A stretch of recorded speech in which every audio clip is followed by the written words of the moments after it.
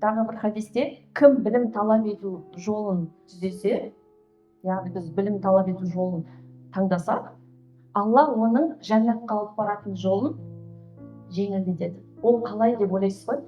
Білімді адам өзінің, мысалы, дәрет мәселесінде айтайықшы. Дәрет алайын десеңіз, су жоқ.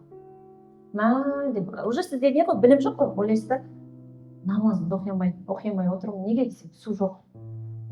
Дейсіз да, қаза етесіз. Бесін кетеді, асыр кетеді, шам кетеді, үйге барғаннан кейін барып оқисыз.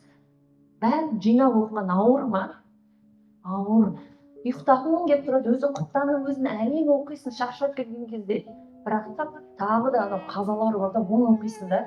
Ал бірақ та сізде білім болса еді, сіз не істейсіз? Су жоқ болса, таямым алуға болатын еді ғой.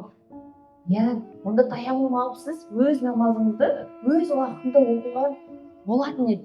Ал бірақ біз не істейміз?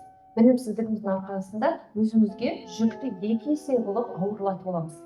Сондықтан жәннаттың жолы жеңілдік деген мәселеде сіз білім арқылы дұрыс амал жасай бастайсыз.